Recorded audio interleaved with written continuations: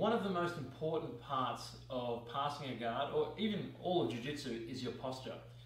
A lot of people have like problems, especially in no-gi, because no-gi it's a lot harder to sweep people with no-gi with arm control, because the arms can slip out so easily.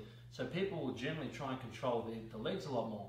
So I'm going to show you how to posture correctly so you avoid any kind of situations where they're going to be able to come under your legs and attack a lot more, and make you a bit more safe. And I think this is the first thing you should really look at when you start jiu-jitsu, is your posture and movement, because it's one of the most fundamentally important things, and it's also one of the hardest things to change if you already start creating bad habits for it.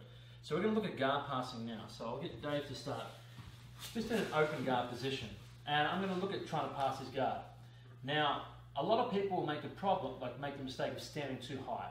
I'm going to bend forward, but standing too high like this, what happens there is it leaves way too much space for him to hook under my legs.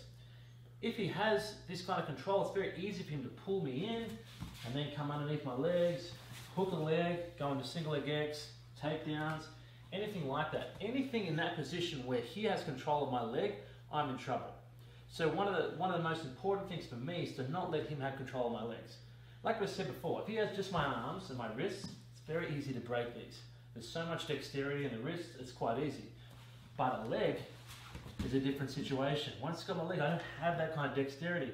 And if I overcommit too much, he may sweep me one way, and then I'm in trouble, okay? Now, I'm just gonna use it for the side for a second. Stay here, but to make sure you minimize all space, okay? And this is for underhooks, overhooks, hooks on the legs.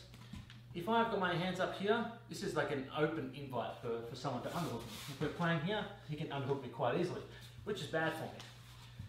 And like I said before, if I stand up, he can get underneath me. So what I want to do is I want to minimize the openings for him to attack. And basically the way I do that is by compressing myself down, okay? As you can see, I don't come in like this. There's all the space. Now the space has disappeared, okay? My arms are tucked into, my elbows are tucked in my hips, my hands are out, ready to hand fight. I'm sitting as hard down on my heel as I can, and I'm on my toes here. I always like to be on my toes, because if at any moment I need to jump up or do anything, I can move, okay? If you're on the flats, if I'm on the flat of my foot is too far forward. That means it can slip out any time. I'll show you with Dave for a minute. If I'm looking at passing him, and my leg's like this, for him to pull this leg out is so easy now, and I'll fall over. But if I'm sitting on it and he can still reach it, and he tries to pull it out, it's not going to move. Because as you can see, for him to pull this out, my foot would literally have to go through the ground, which means I would have to be pulled up in the air, which is going to take a lot more strength. So when I am coming to pass, I'm always nice and low, okay? I'll walk into the position I want to come into, but it's very hard for Dave to attack right now. There's not many openings, is there? No. He can try and attack my arms, but it's very easy for that. But for him to come and attack my legs, he's gonna make too much space for me. If he starts trying to reach my legs, this is where he gives me space to underhook and then start working guard.